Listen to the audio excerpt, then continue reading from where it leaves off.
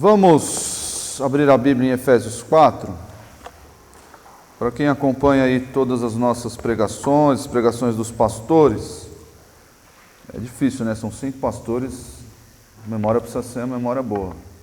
Mas para quem acompanha e sabe, tem uma memória boa, quando eu estou aqui, nós estamos estudando os dons do Espírito Santo. Nós estudamos, foram 6 partes já. 6 partes gravadas, né? Teve acho que 1 ou 2 partes que nós não gravamos. Era uma época pré-pandemia, nós não gravávamos os cultos de quarta-feira. Mas lá no YouTube tem 6 partes e foram as 2 listas. A lista de Romanos 12, depois a lista de 1 Coríntios 12 e agora nós vamos iniciar a lista, pequena lista de Efésios 4. Então deixa a sua Bíblia em Efésios 4. Deixe sua Bíblia aberta em Efésios 4. Nós vamos estudar 2 desses. Vamos tentar estudar 2 desses dons aí que estão apresentados no texto. Efésios 4, a partir do versículo 11. Vamos ler a partir do 7 para contextualizar. Acompanhe a leitura aí, Efésios 4, versículo 7. E a graça foi concedida a cada um de nós segundo a proporção do dom de Cristo. Por isso diz, quando ele subiu às alturas, levou cativo o cativeiro e concedeu dons aos homens. Ora, que quer dizer subiu, senão que também havia descido até as regiões inferiores da terra? Aquele que desceu é também o mesmo que subiu acima de todos os céus para encher todas as coisas. E ele mesmo concedeu uns para apóstolos, outros para profetas, outros para evangelistas e outros para pastores e mestres, com vistas ao aperfeiçoamento dos santos, para o desempenho do seu serviço, para a edificação do corpo de Cristo, até que todos cheguemos à unidade da fé e do pleno conhecimento do Filho de Deus, a perfeita varonilidade, à medida da estatura da plenitude de Cristo, para que não mais sejamos como meninos, agitados de um lado para outro e levados ao redor por todo o vento de doutrina, pela artimanha dos homens, pela astúcia com que induzem ao erro. Mas seguindo a verdade em amor, cresçamos em tudo naquele que é a cabeça, Cristo, de quem todo o corpo, bem ajustado e consolidado pelo auxílio de toda a junta, segundo a justa cooperação de cada parte, efetua o seu próprio aumento para a edificação de si mesmo em amor.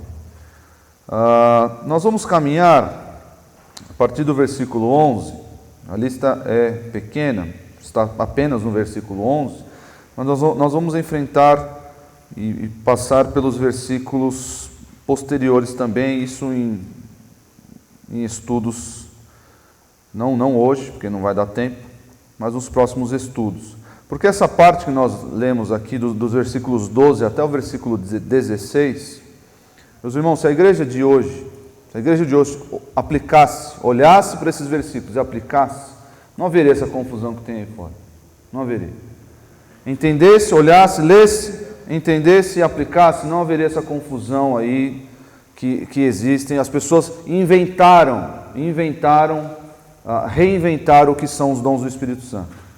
E aqui estão os propósitos de Deus ter concedido dons aos homens, aos crentes. Está aqui os propósitos. Se as igrejas estivessem preocupadas em alcançar esses objetivos, nós estaremos rumando para outro lugar, e não essa bagunça que nós estamos vendo aí fora. Infelizmente, a igreja parou de ler a Bíblia. A igreja atual parou de ler a Bíblia. Isso é um enorme problema, porque isso leva à morte da igreja, à morte dos crentes. Isso leva a graves problemas. Muito bem, vocês podem ver aí que o primeiro dom que está diante de nós, em Efésios 4:11, é o dom do apostolado. Dom do apostolado. Tem texto aí, né? Aquela velha máxima, não sei quem fez, o pessoal atribui ao Augusto Nicodemos. Apóstolo bom é apóstolo morto?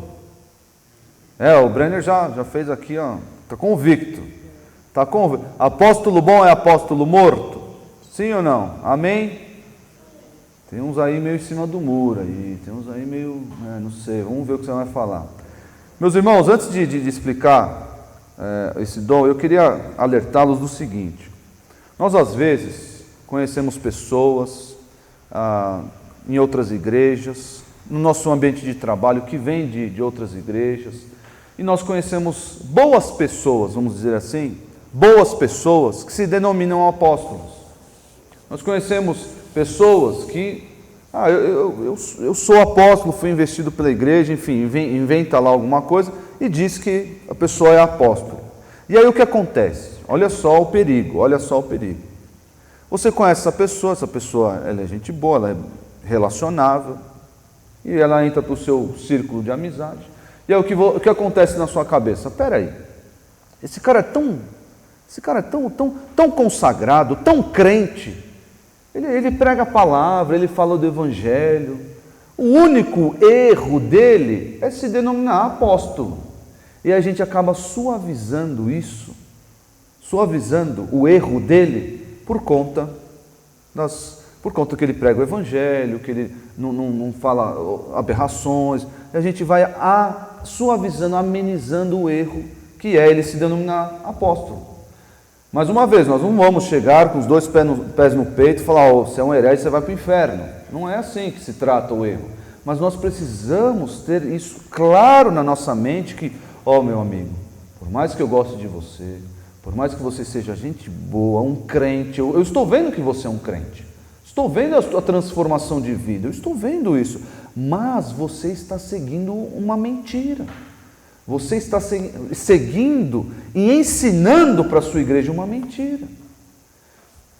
Quando nós somos veementes, os pastores da nossa igreja têm essa fama de serem... o pastor Nicolas tem fama de ser arrogante. Eu ainda não tenho essa pecha, pastor Nicolas, mas nós temos a fama de ser beirando a arrogância aí. São os donos da verdade, são eles que entendem de tudo. Mas, meus irmãos, o que nós fazemos nos debates, nos sermões, é tudo motivado pelo amor. É o amor que eu tenho por essa pessoa que se intitula apóstolo, que vai me levar, que vai me motivar a denunciar o erro. A falta de amor vai fazer o quê? Vai fazer com que não tem problema, é só uma visão diferente. Não, deixa, está tudo bem. Não, é só a visão dele, né? O que importa é que ele está pregando o evangelho. Não, nós não podemos fazer isso com a sã doutrina, de forma nenhuma. E isso mostra indiferença, ao contrário de amor. É uma tolerância falsa. Não, deixa ele lá, isso aí é óbvio, os irmãos não podem ser cães raivosos. Se você não faz parte da redenção, você vai para o inferno. Não, de forma nenhuma. Se você não é calvinista, você vai... Nós não podemos ser assim. Paulo diz a Timóteo que ele deve exortar com toda mansidão. Com toda mansidão. E mansidão não é tolerância com o erro. Mansidão não é suavizar o erro, não é suavizar o peso, né, que tem o erro doutrinário, não é fazer isso. Não é transformar o erro doutrinário em mera questão de opinião. É isso que está acontecendo nos dias atuais. As pessoas se deparam com erros, com divergências doutrinárias, que são erros doutrinários, não só divergências. Aquela igreja lá diz que para ser batizado com o Espírito Santo tem que falar em línguas. Isso é um erro doutrinário. Não é uma divergência teológica. Divergência teológica é batizar por aspersão ou por imersão. Isso é uma divergência. Mas erro doutrinário, nós devemos falar com toda a mansidão, movidos pelo amor. Então tenham isso em mente, meus queridos. Tenham isso em mente. Porque o Satanás é muito sagaz, ele é muito perspicaz em criar condições, circunstâncias para que nós estejamos ali embrenhados. Não, realmente, parece que não, esse homem ele disse que ele é apóstolo, mas não tem problema, não tem problema. Então nós podemos dizer com todas as letras: apóstolo bom é apóstolo morto. Não que nós vamos sair por aí matando gente que se diz apóstolo, não é isso, mas que os apóstolos corretos, os apóstolos verdadeiros, os apóstolos bíblicos, todos eles já morreram. Todos eles já morreram. Nós vamos ver os critérios utilizados pelo próprio Senhor Jesus Cristo para consagrar, vamos assim dizer, usar o termo moderno, a consagrar ao apostolado. O que nós vemos hoje em dia é uma hierarquia, inventaram uma hierarquia falsa que não existe na igreja. Você começa lá como obreiro, eu nem sei se está certo essa hierarquia, é o obreiro, aí vira presbítero, e o presbítero vira diácono, diácono vira pastor, e o pastor vira bispo, não sei se bispo, não, é bispo, depois apóstolo, agora tem o pai apóstolo, eu não sei o que é isso. Tem patriarca também? Olha só, eu achei que eram só 3. Tem patriarca, tem mais patriarcas? Entendi. Deve ter acima de patriarca já? Tem só um que foi consagrado a patriarca. Teve só um? Só um, eu sei. Então, gente, olha só, que eles inventaram isso para quê? Isso é o gnosticismo dentro da igreja. É o gnosticismo. São crentes de castas especiais. São crentes especiais. Inventaram isso. Eles não sabem, não têm a menor ideia do que é ser um apóstolo bíblico.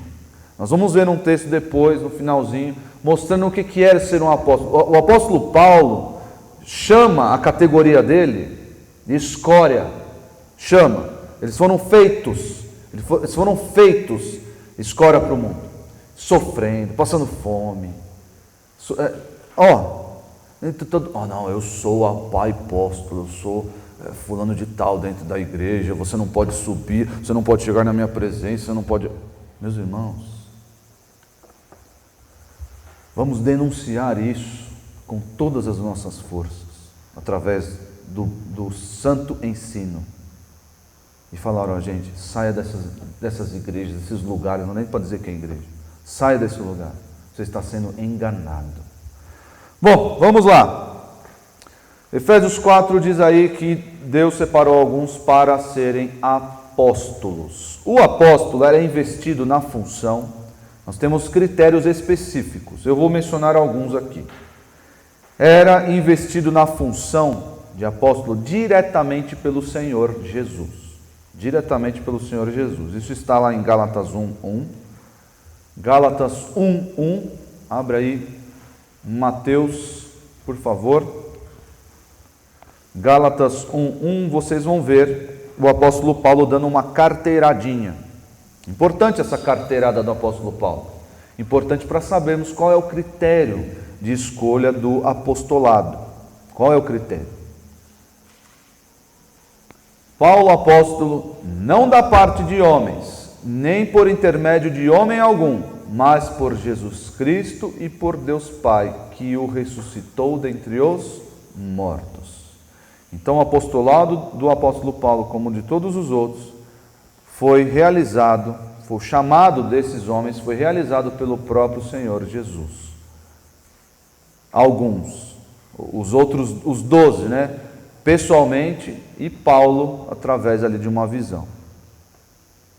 E aí hoje dá para ter visão? Existem outros critérios.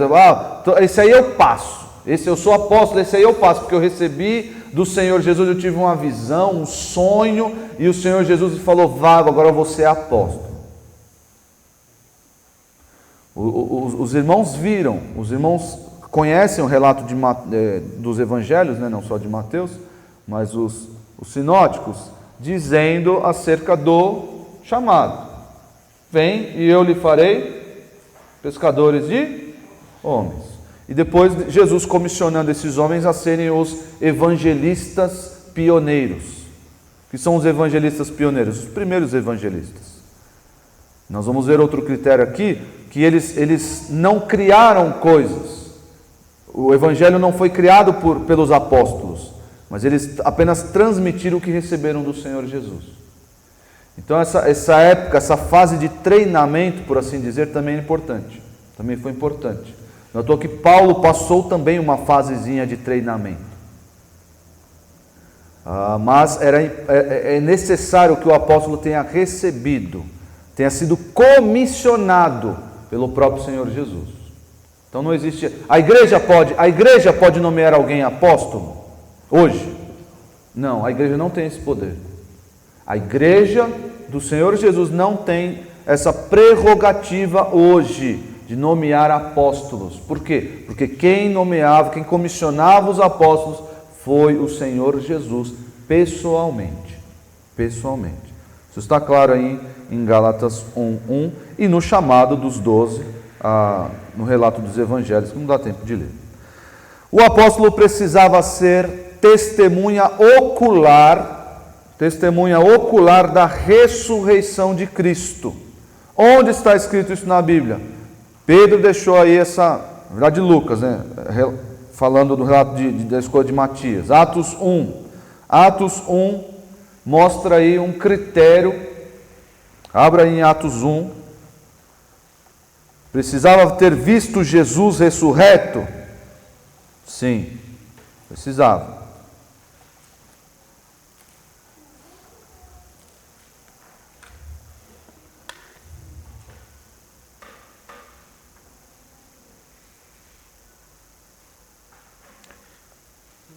Pedro estava falando aqui, né? Vejam aí, Atos 1, versículo 21. É necessário, pois, Atos 1, 21, é necessário, pois, que dos homens que nos acompanharam todo o tempo em que o Senhor Jesus andou entre nós, começando no batismo de João, até ao dia em que de entre nós foi levado às alturas. É necessário que, dentre esses homens que viram tudo isso, desde o batismo de Jesus até a sua ascensão, dentro desse critério, nós vamos escolher um apóstolo para substituir Judas. É esse o critério, não sou eu que estou dando o critério. Os próprios apóstolos aqui reunidos, é necessário que dentre esses homens nos acompanharam desde o batismo de Jesus, caminharam, foram treinados, por assim dizer. Teve uma escola de apóstolos. Aqui na igreja tem a escola de pregadores, uma escola de apóstolos, né? Mas nem todos se tornaram, né? Mas estavam lá, caminharam com Jesus ao longo de todo o seu ministério. E no final o quê? Viram o Senhor subir aos céus. E Paulo, Benjamin? Paulo teve a sua visão, viu o Senhor Jesus. Depois, há quem diga que depois da ressurreição, antes da ascensão. Há quem diga, mas pela cronologia aqui do livro de Atos, obviamente foi depois da ascensão dele. Viu o Senhor Jesus em visão. Vale? Vale, claro que vale. Claro que vale. Mas aí os apóstolos modernos podem dizer, eu também vi, eu também vi. Está lá escrito, eu também vi. Meus irmãos, esses homens estão tão distantes do apostolado real, bíblico, não dá nem para começar a conversa, dá para assim dizer. Mas o critério é esse critério está escrito aqui, não fui eu que coloquei, os apóstolos colocaram esse critério, Lucas colocou esse critério aqui relatando, e o próprio Senhor Deus, sua Bíblia inspirada, colocou esse critério aqui. Precisava ser testemunha ocular da ressurreição. E Paulo, 1 Coríntios 15, 8. 1 Coríntios 15, 8.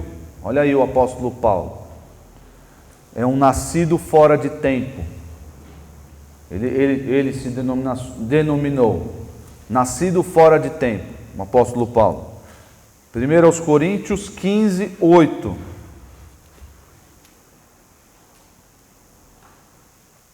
Abram aí. E afinal, depois de todos, foi visto também por mim, como um nascido fora de tempo. Sobe aí, Mateus, por favor. Depois foi visto por Tiago, mais tarde por todos os apóstolos, e afinal, depois de todos, foi visto também por mim, como por um nascido fora de tempo. O apóstolo Paulo viu o Senhor Jesus ressurreto? Viu. Ele mesmo afirmou, em 1 Coríntios 15, que viu. Mais um critério alcançado aí. Precisava ser investido na função diretamente, pessoalmente pelo Senhor Jesus. Tinha que ser testemunha ocular da ressurreição do Mestre. Ok? Alguém tem alguma dúvida até aqui? Não? Fale agora ou cale-se para sempre. Está claro? Os textos são muito claros, né, meus irmãos?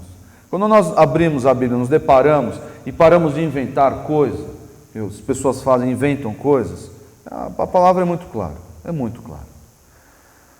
Vamos lá, mais uma função dos apóstolos, importantíssima aqui, importantíssima. Deixa aberto aí em 1 Coríntios 15, você voltou para Efésios, Cleitinho? Não, deixa lá em 1 Coríntios 15, agora no versículo 3. No versículo 3, nós vamos ver aquilo que eu disse.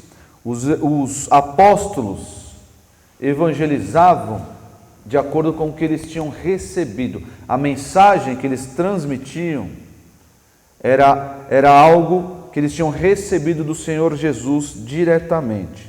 Revelação doutrinária, eles tinham recebido do Senhor Jesus.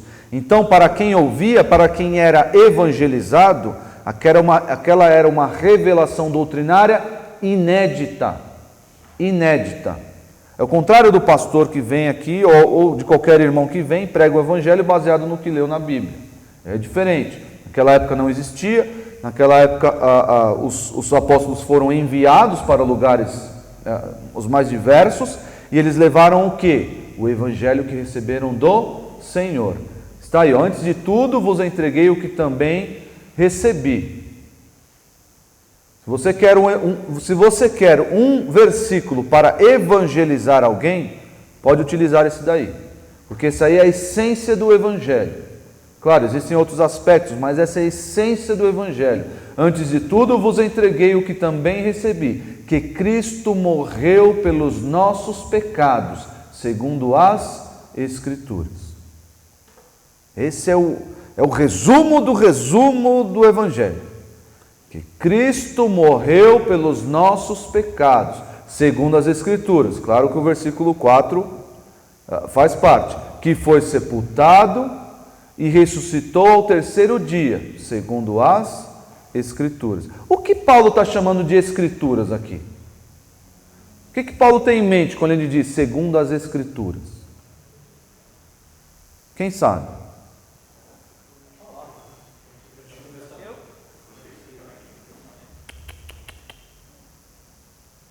Não é o Antigo Testamento. O Antigo Testamento não fala de que Jesus morreu pelos nossos pecados.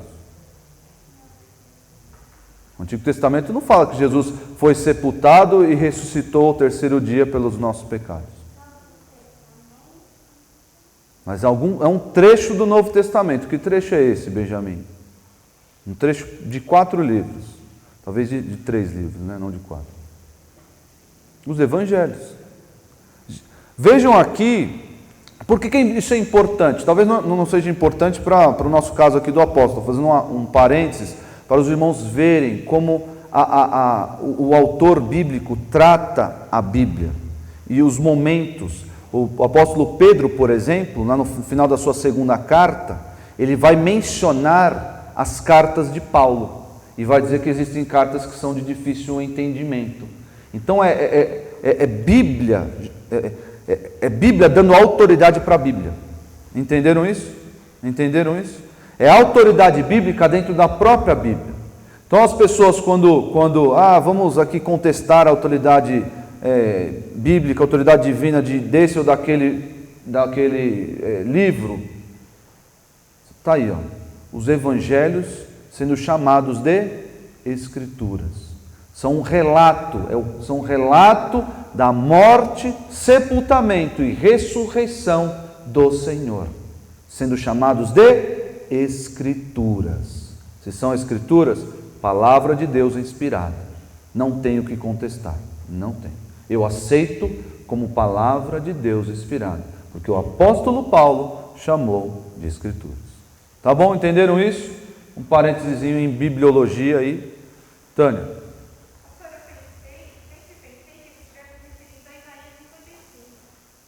Isaías 55, está craque em Isaías aqui o pastor Nicolas. Qual versículo? Porque assim,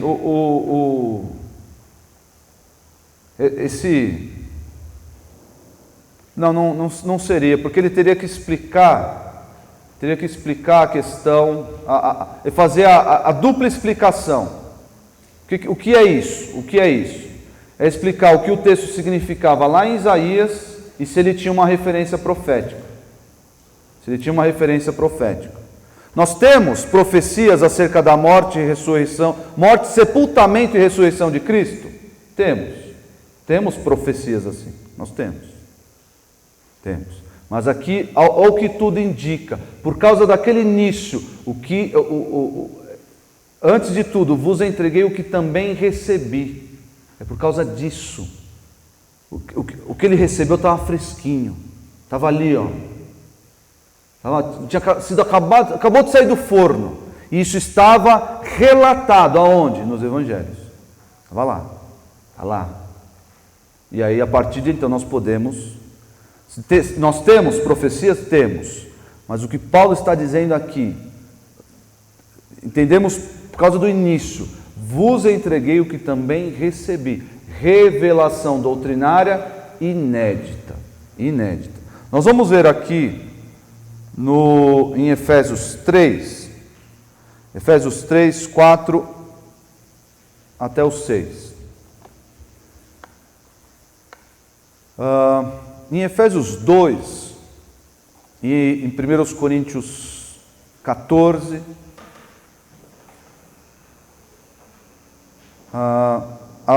esses capítulos utilizam a palavra mistério. O que é mistério na Bíblia? O que é mistério? É a galinha que falou em mistério? É o quê? Não é a galinha que falou em mistério. É algo que ninguém entende? É aquilo que não foi revelado? É aquilo que não foi revelado às gerações passadas e foi revelado agora ao tempo do Novo Testamento, às gerações presentes.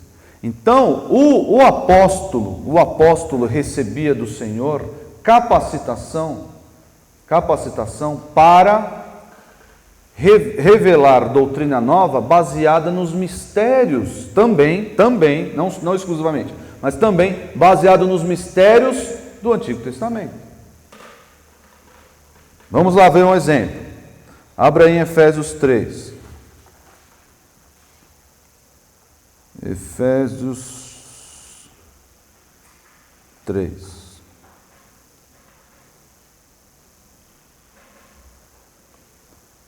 Olha só um exemplo disso. Estava oculto lá. Israel não entendia direito. As gerações passadas não entendiam. O que quer dizer de fato isso? E os apóstolos eram capacitados para explicar e revelar doutrina nova. Olha só. Vamos ler aqui a partir do versículo 1 para contextualizar. Por esta causa, eu, Paulo, sou o prisioneiro de Cristo Jesus por amor de vós, gentios. Se é que tendes ouvido a respeito da dispensação da graça de Deus a mim confiada para vós outros, pois segundo uma revelação me foi dado conhecer o mistério. Olha só, mistério, foi-me dado conhecer. A quem foi dado conhecer? Ao apóstolo.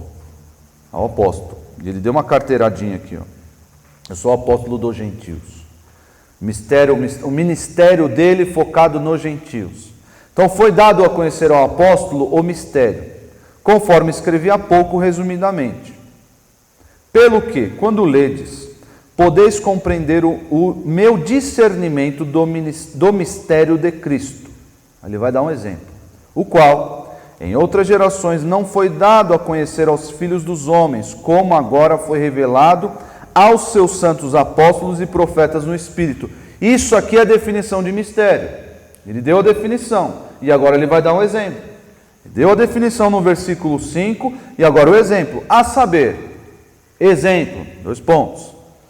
Que os gentios são co-herdeiros, membros do mesmo corpo e coparticipantes da promessa em Cristo Jesus, por meio do Evangelho. As gerações passadas sabiam disso? Havia doutrina nesse sentido no Antigo Testamento? Gerações passadas sabiam disso? Não sabiam. E aí precisou do apóstolo Paulo para dizer, estou trazendo um mistério revelado, porque eu tenho autoridade para isso. Eu tenho autoridade para revelar mistérios de Deus, mistérios doutrinários. O apóstolo tem essa autoridade, dada, obviamente, irmãos, pelo Espírito Santo. O apóstolo Paulo cansou de dar carteiradas nesse sentido. Por quê? Porque ele tinha autoridade. E ele precisou e podia fazer isso. O pastor pode fazer isso? Dar carteiradas no sentido de revelar doutrina? De forma nenhuma. De forma nenhuma. O pastor está sujeito ao que está revelado nas Escrituras. Mas o apóstolo tinha essa capacitação, esse poder, essa autoridade para dizer, está aqui o mistério, a saber que os gentios são co-herdeiros. E nós aceitamos, e a igreja de Éfeso aceitou. Então, o trabalho do apóstolo era revelar doutrina nova, doutrina inédita. Por quê? Porque, quem sabe aqui qual é o nome da doutrina que impede que haja apóstolos nos dias atuais, nesse campo aqui, da revelação? Por que nós não temos mais revelação hoje em dia? Por causa da suficiência das Escrituras, por causa do encerramento do cânon das Escrituras. A palavra, segundo o autor de Hebreus, foi entregue uma vez por todas. Encerrou, fechou, como diz aí, hoje em dia lacrou. Nesse sentido, o sentido não é figurado, né? É o literal. Fechou, encerrou. Você vai enviar uma caixa pelo correio, o que você faz? Você lacra a caixa. Você fecha a caixa. Aqui a Escritura não admite mais inserções, revelações novas, não admite. Olha só como isso afeta a nossa eclesiologia, por exemplo. As pessoas vêm, tem uma palavra do Senhor para você, e aí vem uma revelação, tem uma revelação do Senhor para você, e aí vem lá, palavra inédita. De onde veio isso? Meu irmão, desculpa, mas isso não veio de Deus. Por quê? O que vem de Deus encerrou-se na Escritura. Naquela época, não havia, o cânon da Escritura não tinha sido encerrado, não tinha sido fechado. Então era necessário que Deus levantasse pessoas assim. Nós vimos o dom de profecia, há pelo menos 2 estudos atrás, vimos o dom de profecia. E uma das funções do profeta, como diz o texto de Efésios 3 que nós acabamos de ler, o fundamento era dos apóstolos e profetas. Os apóstolos e os profetas revelando doutrina. 1 Coríntios 14 mostra a relevância e a importância do dom de profecia para revelar doutrina. A igreja não sabia como agir. A igreja não sabia quais líderes nós devemos escolher. Quais são os critérios? Não havia. 1 Timóteo 3 não tinha sido escrito. A gente vai escolher quem? Nós vamos escolher quem aqui para ser o nosso pastor? Havia profetas ali, o apóstolo Paulo estava ali supervisionando aquela igreja. Então haviam pessoas que revelavam doutrina nova, os apóstolos e os profetas. E aqui o apóstolo Paulo mostrando ele fazendo isso em Efésios 3. Alguma dúvida sobre esse ponto? Não? Olha lá, hein? Não fique com dúvida. Vamos para o último aqui, o último critério na minha lista aqui. Quem quiser, tem uma lista de critérios no pequeno manual de doutrinas básicas, uma lista de critérios bem maior do que essa que eu trouxe. Eu trouxe aqui só os principais justamente para destoar do que nós vemos aí fora. E para os irmãos terem aí uma massa doutrinária para refutar, uma arma doutrinária para refutar o que está acontecendo aí fora. Mas lá tem uma lista bem extensa. E aqui é que os apóstolos modernos caem feio, tomam um couro feio. Os apóstolos foram investidos com poder para realizar prodígios miraculosos.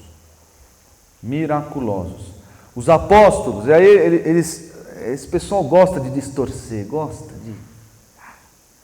Falam, não, quem realizava era o Espírito, então o apóstolo não tinha controle sobre isso. Mentira. O apóstolo realizava prodígio miraculoso quando ele queria. Na hora que ele queria, ele realizava. Porque ele foi investido. E ele sabia, o apóstolo verdadeiro, ele sabia o momento para usar o seu poder, vamos dizer assim. Sabia.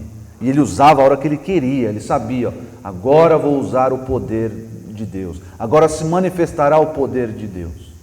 Não é, você não foi curado porque você não teve fé, não aconteceu isso porque você não orou, porque você não jejuou, não, isso aí é charlatanismo, isso é estelionato religioso.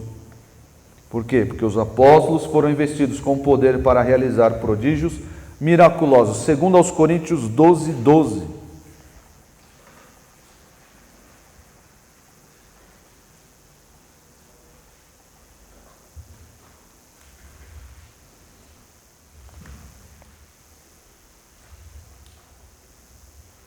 Aqui é a bala de prata, dos apóstolos modernos. Pois as credenciais do apostolado foram apresentadas no meio de vós. É o distintivo, é a carteirada. Vamos dar a carteirada aqui que eu sou apóstolo. Vou mostrar para você que eu sou apóstolo. Com toda a persistência, por sinais, prodígios e poderes miraculosos. Eles fizeram isso? Fizeram isso. Quem sabe aqui testar o conhecimento de vocês, hein? Quem sabe aqui, quem sabe dar um exemplo de poder miraculoso realizado por um apóstolo? Opa, vocês estão afiados, vamos ver aqui. Primeiro Brenner aqui. Pedro curando aleijado imediatamente depois do Pentecostes. Márcio. A sombra de Pedro. Olha só, gente. Aí o pessoal acaba mistificando isso, né? Mas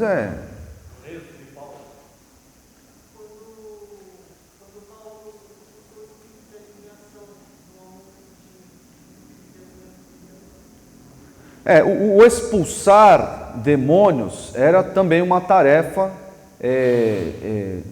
distintiva dos apóstolos. Isso seria um caso à parte para nós vermos. É muito interessante isso, muito interessante. Eu li um artigo era um artigo de demonologia, e era sobre essa relação de Jesus, os apóstolos, com os demônios. Muito interessante isso. Mas o que o Henrique, né? O que o Henrique falou está certo. Quem mais? Só isso?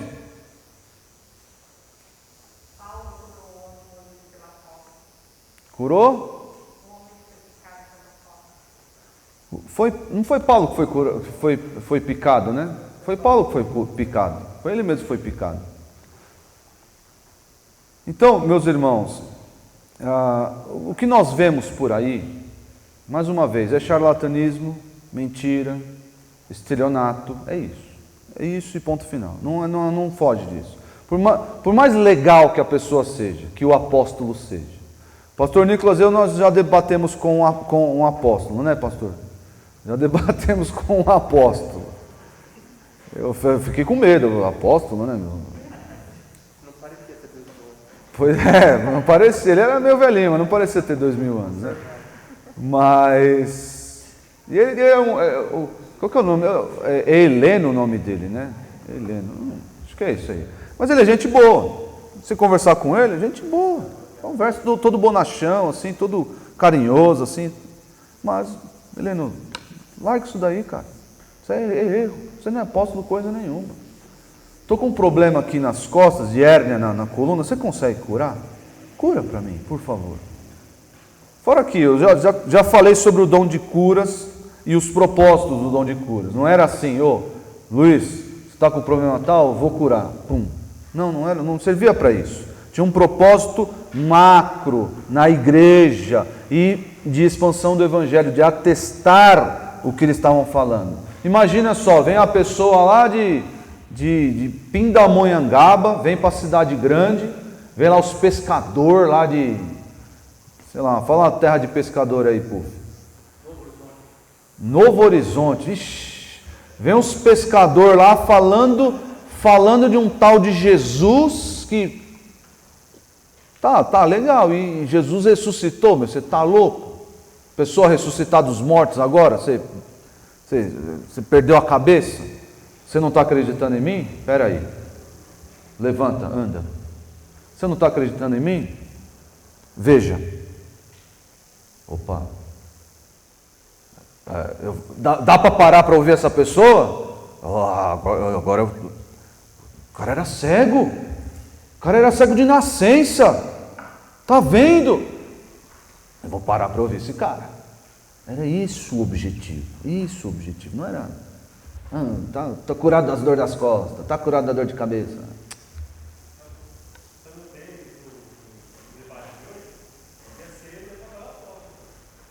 Meu, essas máscaras eu não entendi nada do que você falou, Givni.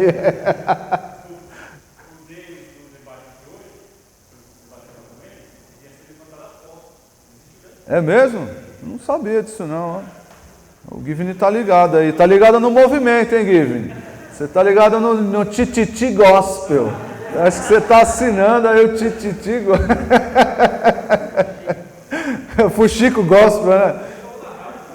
Você está vendo o Leão Lobo. Não, Leão Ovelha, não é o Leão Lobo. Brincadeira, Givni, brincadeira. Mas é isso aí, irmãos. Como diria o padre Quevedo, isso não existe. Apóstolo bom, apóstolo morto. Agora eu vou fazer uma pergunta para vocês. Um problema aqui para resolver. Abram aí Apocalipse 21, 14. Todos entenderam aqui os critérios que eu apresentei, certo? Entenderam os textos? Está claro? Estão municiados? Estão equipados para enfrentar os apóstolos modernos? Jóia. Agora vamos resolver aqui um problema. Apocalipse 21, 14. Abriu aí, Mateus, Cleitinho. A muralha da cidade tinha 12 fundamentos e estavam sobre, tem que virar aqui, ó, sobre os 12 nomes dos 12 apóstolos do Cordeiro. Os irmãos já estão começando a fazer conta aí, né? Já estão assim, né? Eita, rapaz. Quem sabe quem são os 12 apóstolos? Quem souber vai ganhar um café no domingo de manhã. Eu pago. Quem são os 12? Quem são esses 12 aí? 12 nomes dos 12 apóstolos do Cordeiro. São Pedro, André, Tiago, João, Filipe, Bartolomeu, Mateus, também chamado Levi, Tomé, Tiago de Alfeu, Simão Zelote, Judas Tadeu, tem uma vaga aberta. Tem uma vaga aberta aí. Tem uma cadeira sobrando aí, só sentaram 11. Tem uma cadeira sobrando, e quantos candidatos nós temos?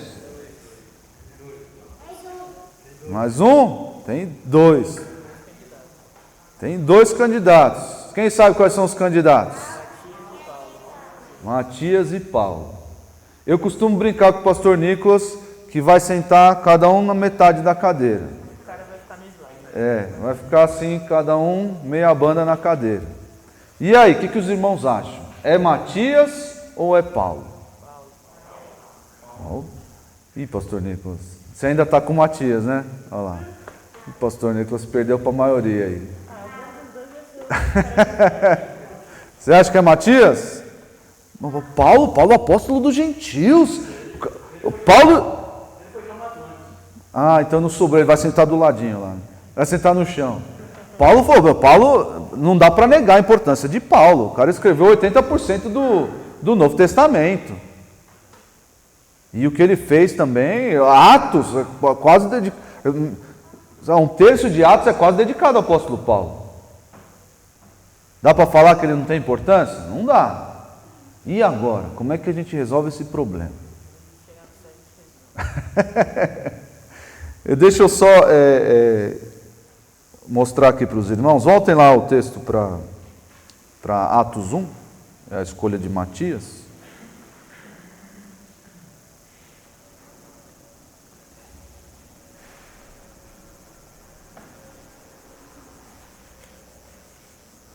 Meus irmãos, isso aqui é só um exercício hermenêutico, isso aqui não interfere em nada a nossa teologia, só um exercício hermenêutico que nós fazemos, temos que fazer porque está na Bíblia, está lá. A Bíblia fala quem são os 12? Não fala que você vai ser Paulo, vai ser Matias.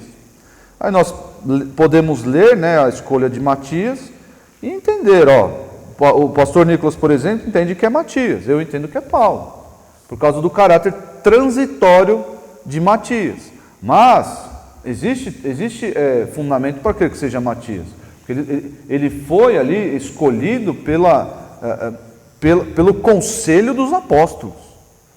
O conselho dos apóstolos, não era qualquer coisa. Mas Paulo foi, pastor Nicolas, Paulo foi direto pelo Senhor, irmão.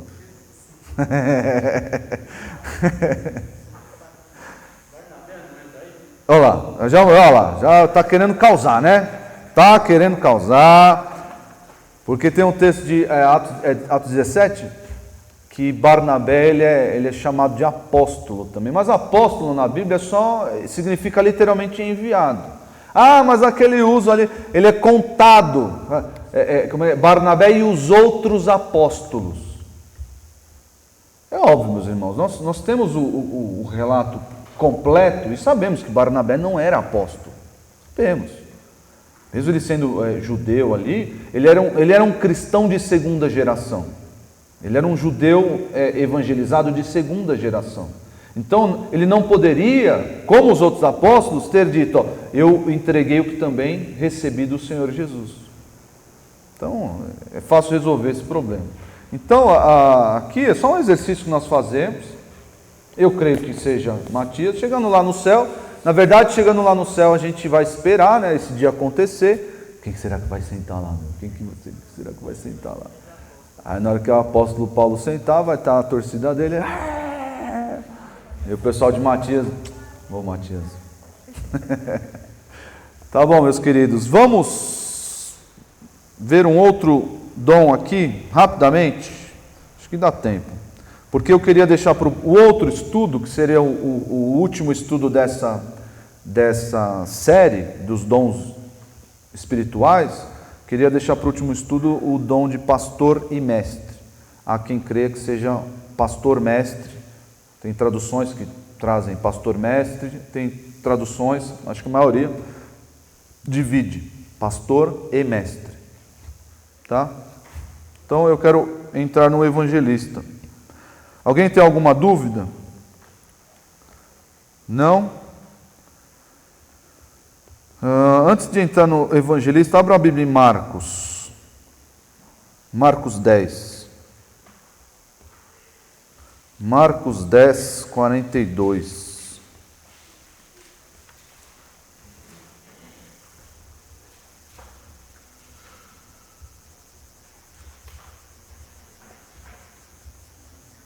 Olha só, quando os homens modernos criaram essa lista hierárquica dentro da igreja, ela deveria ser uma lista ao contrário.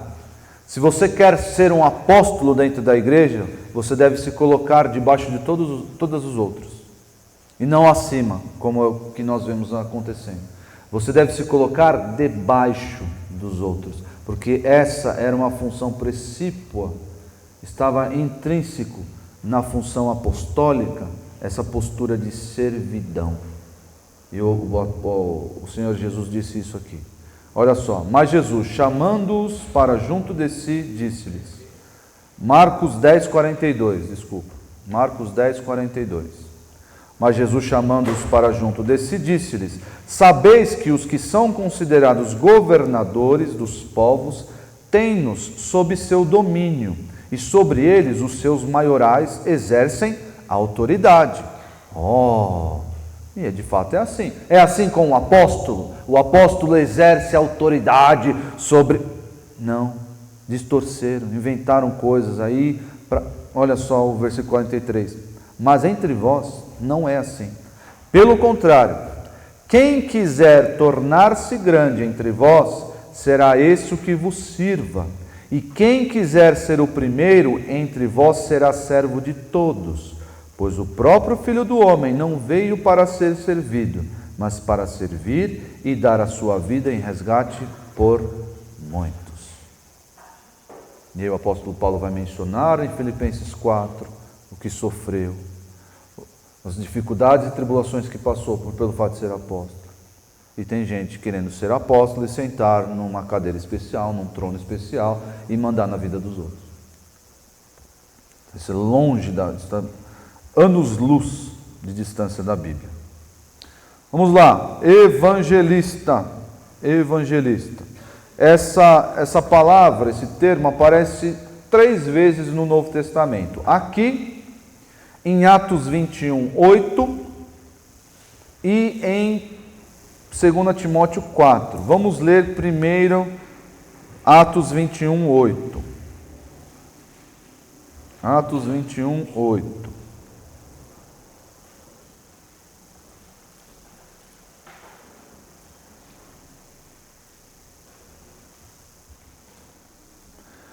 No dia seguinte, partimos e fomos para Cesareia, e entrando na casa de Filipe, o evangelista.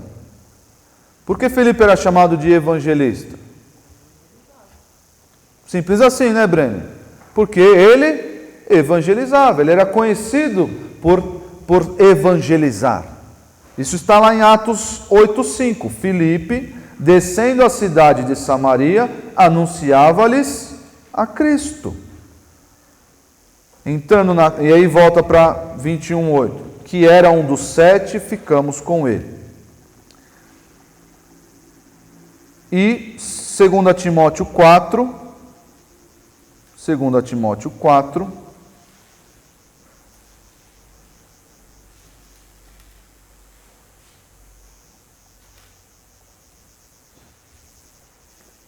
conjuro-te perante Deus, 4:1, e Cristo Jesus, que há de julgar vivos e mortos pela sua manifestação e pelo seu reino.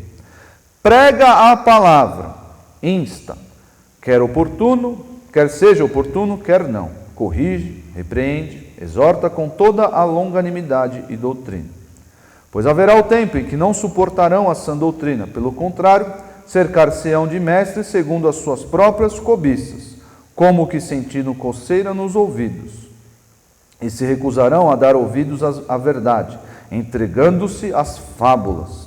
Tu, porém, sê sóbrio em todas as coisas, suporta as aflições, faze o trabalho de um evangelista. Deus capacita pessoas para este dom, para exercitar esse dom de evangelismo. Sim ou não? Existem pessoas que nós vemos, parece que são dotadas de uma capacidade especial, uma capacidade ainda maior, uma capacitação ainda maior de pregar o Evangelho. Parece que essas pessoas têm um destemor. Eu gosto dessa palavra, porque nós, quando somos adolescentes, dificilmente você vê um adolescente falando da sua fé abertamente. Por quê? Porque tem medo de sofrer perseguição, humilhação. Às vezes o adolescente ele quer o quê? Ele quer se enturmar com um grupo, então ele é aquele crente agente secreto. Ele não comete nenhum pecado, você não fala palavrão, tal, mas ninguém sabe que ele é crente. O pessoal sabe que ele é diferente. É o crente agente secreto. Mas a pessoa que é um evangelista, a pessoa abre a boca e fala. E, haja o que hajar, haja o que houver. Fala, não tem medo. A pessoa parece que ela é inflada por um destemor e fala para todo mundo. Tinha um jovem aqui que nós conhecíamos, ele não era dessa igreja, ele era de uma outra igreja. Mas eu acho que Deus o capacitou para ser um evangelista. Ele era da nossa geração, mas ele era o tipo do cara que sentava no banco do metrô e ele não se aguentava. Ele não se aguentava. Ele sentava sozinho, sentava alguém do lado dele. Oi. Incrível, incrível. A gente olhava para ele como um exemplo a ser seguido. Ele pregava o evangelho, ele conseguia começar no futebol e terminar em Cristo. Começava, então você viu lá o Corinthians, não sei o quê, o apóstolo Paulo diz aos Coríntios,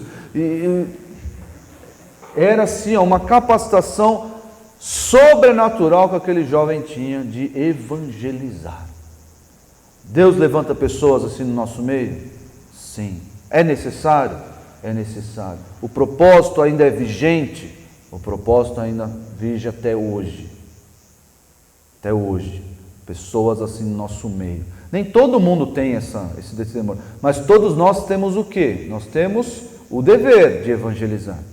O Senhor Jesus deixou-nos comissionados a todos, em Mateus 28.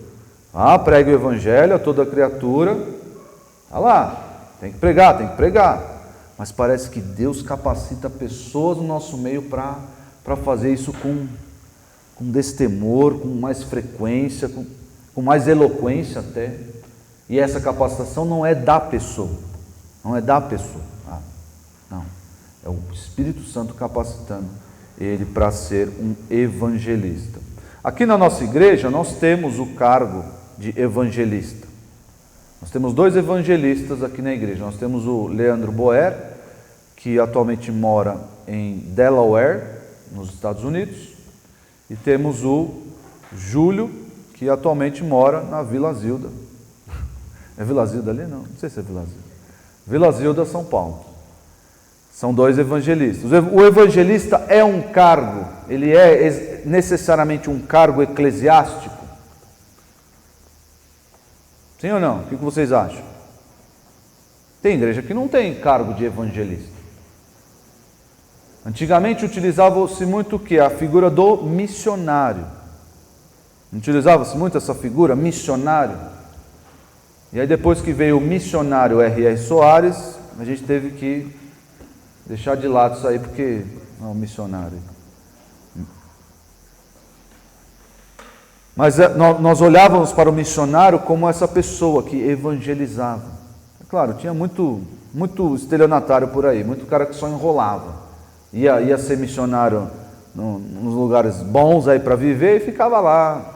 O que você fez? Eu dei sopão. Dei sopão na praça central da cidade. Está aí o trabalho de evangelismo. Está indo. Mas o evangelista, ele tem essa facilidade, essa capacitação. Era um pregador itinerante das boas novas de Jesus. O evangelista trazia a revelação doutrinária? Sim ou não? Vocês estão na dúvida?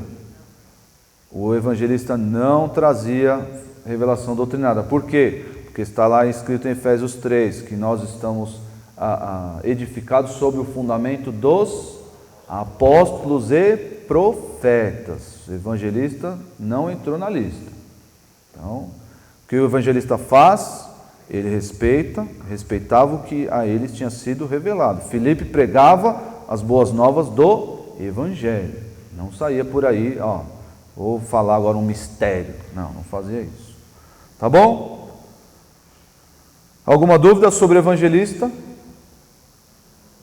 A nossa igreja tem o cargo de evangelista que compõe, né, a liderança, mas isso é mera convenção. Essa organização eclesiástica não é imposta pelo Novo Testamento. Tem outras igrejas que não têm. Tem igrejas que existe divisão entre diáconos e presbíteros. Tem problema. Não existe a regra de organização da igreja no Novo Testamento. Nós, por lermos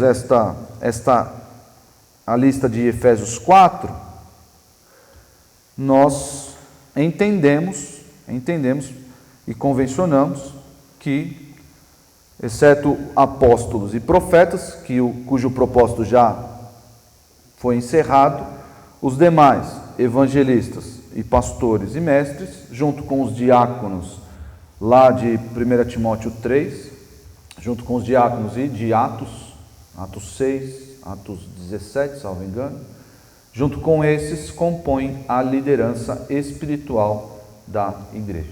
Tá bom? Alguma dúvida sobre isso? Não? Então vamos orar no próximo encontro, não na próxima quarta-feira, na próxima quarta-feira que eu estiver aqui, nós vamos entender, e aqui, irmãos, muito importante, por isso que é importante não faltar em nenhuma quarta-feira. Vocês não sabem qual quarta-feira eu estarei aqui. Vocês não sabem. Então é importante não falar. Por quê? É muito fácil hoje nós confundirmos por ignorância ou por distorção qual é a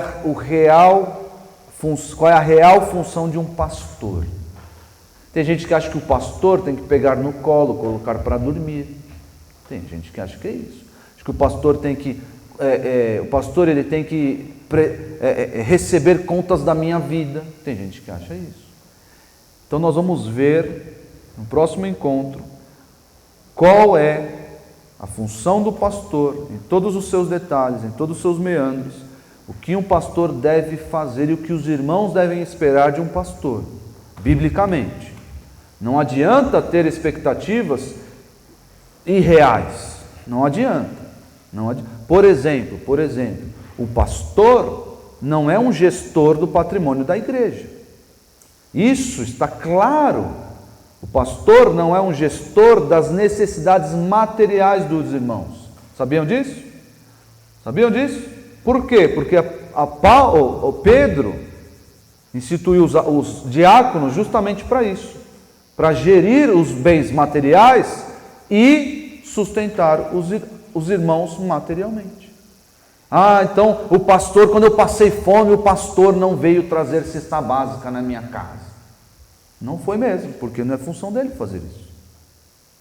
Então nós vamos ver esses e mais detalhes acerca da função do pastor na igreja, para que os irmãos não criem falsas expectativas e possam também cobrar os pastores. Tem que cobrar. Os pastores, o pastor está falando nessa área. Por quê? Porque, segundo o Novo Testamento, o pastor tem que fazer isso, tem que agir dessa forma, tem essa função. Então, para a gente apagar essas coisas que às vezes nós criamos. Tá bom? Vamos orar. Senhor, muito obrigado, porque o Senhor levantou homens no passado, o Senhor Jesus os escolheu, eles evangelizaram os povos, trouxeram doutrina, e nós hoje nos alimentamos dessa doutrina dos apóstolos. Nós te agradecemos porque temos um fundamento no qual construir. Temos um fundamento no qual firmar a nossa fé, a nossa doutrina. Obrigado por isso, Senhor, porque nós não estamos perdidos, nós não estamos desamparados, mas temos a Tua palavra viva, suficiente para nos guiar. Obrigado a Deus, porque o Senhor age no Teu povo, dando a cada um de nós dons, que nós atendamos ao apelo do apóstolo Paulo aos Coríntios. Nós busquemos no nosso meio, com atenção, os melhores dons, e que assim sejamos úteis na vida uns dos outros. Porque a Tua igreja, ela é dinâmica, ela é santa, ela é viva, e ela nos conduz ao Senhor. Nos despeça em paz para os nossos lares, te pedimos a Tua proteção. Em nome de Jesus. Amém.